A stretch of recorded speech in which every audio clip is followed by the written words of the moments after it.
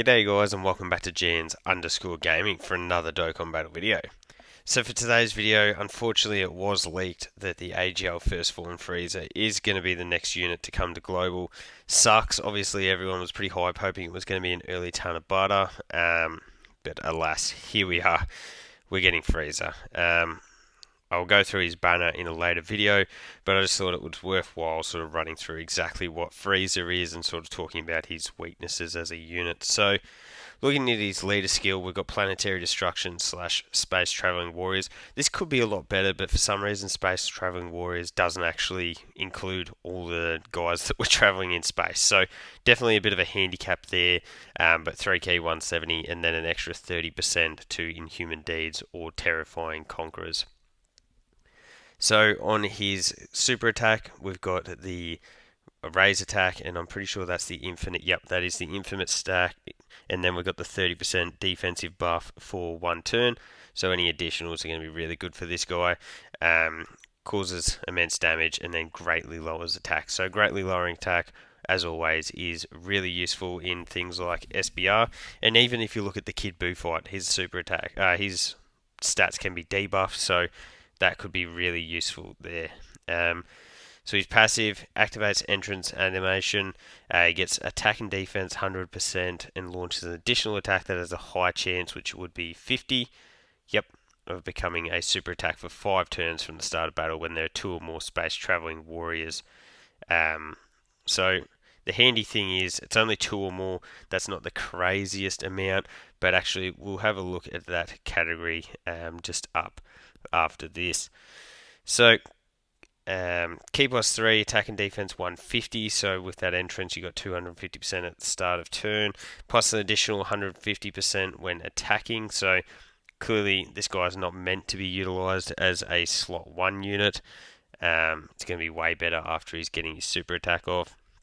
Gains an additional 20% and chance of performing a crit per Terrifying Conqueror category ally. So obviously that's going to be very, very impactful. You're on a full Terrifying Conqueror team here. You get the extra 120% defense. The only issue is that we can have a look at that category too. Actually, not many buffs. But anyway, you get an additional 100% attack and launches additional super starting from the turn in which this character performs the 5th attack. So it does say attack, not super. So if you get the triple attack turn, you get the triple attack turn straight off the bat. If you get the hidden potential on this guy's 3rd appearance, he'd then get the guaranteed additional super.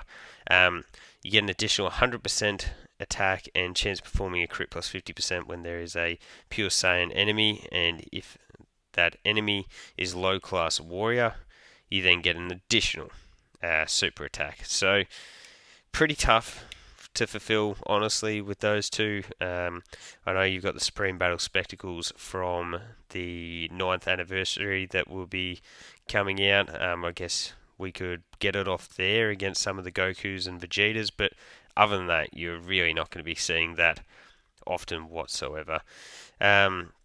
For his active skill, it is ultimate damage and disables enemy action for once in the turn.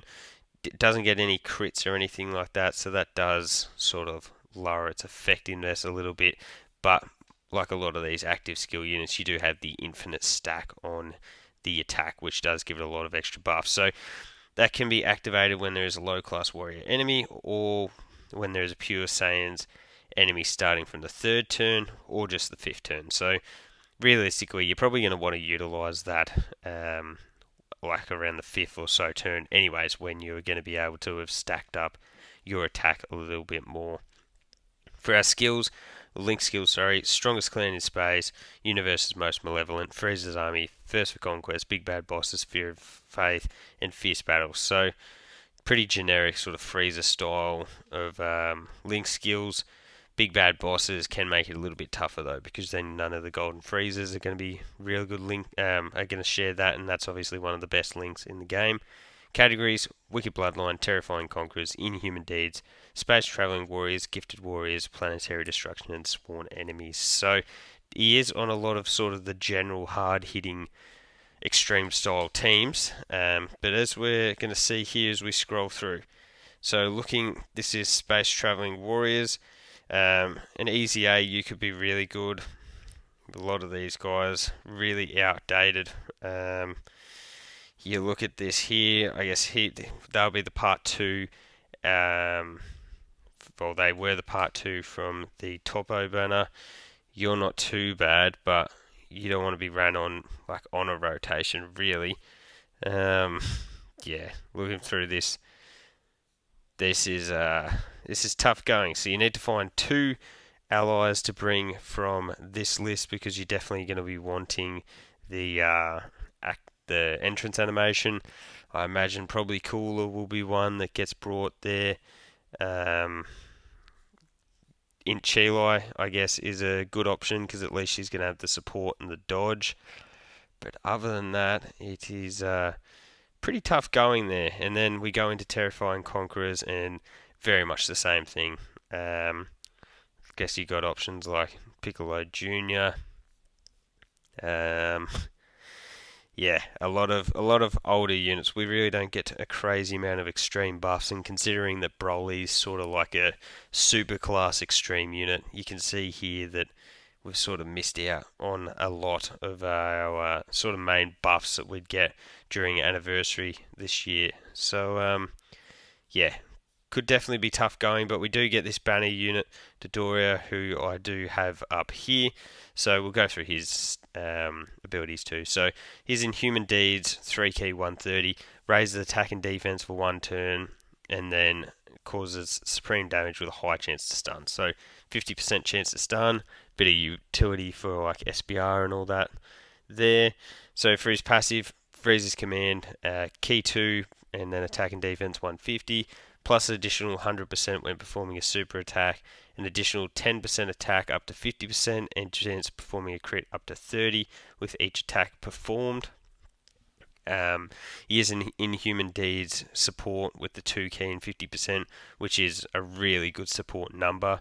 Launches additional attack that has a high chance of becoming a super for the first 5 turns, so 50% chance for an additional there, and because he does get defense on super, additionals will be really valuable for this guy.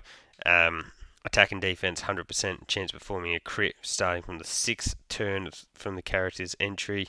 Launch an additional attack that has a great chance, which is 70, of becoming a super when there is an ally whose name includes Frieza on the team.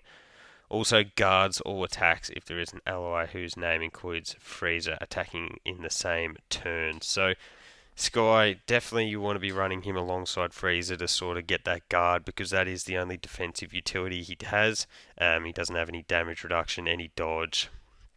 And then when you look at his link set here, you got Brutal Beatdown, Coward, Frieza's Minion, Frieza's Army, Loyalty, Nightmare, Fierce Battle. So he doesn't even link up really well with Frieza, which makes it tough going. And he's just got the 3 teams, Terrifying Conquerors, Inhuman Deeds, and Space Traveling Warriors. So, all in all, there is not a great deal for us to look forward to during this celebration on Global at the moment, unfortunately. We're going to be in a little bit of a dry spell, but at least that means that we will be able to easily save our stones for anniversary, because it's only a month and a little bit away at this point. So let me know your thoughts on the 2 units down below. Yeah, I'll talk about the banner in a later video. So thank you all for watching. Don't forget to like and subscribe if you want to keep up with the content, and hopefully I'll catch you all on the next video.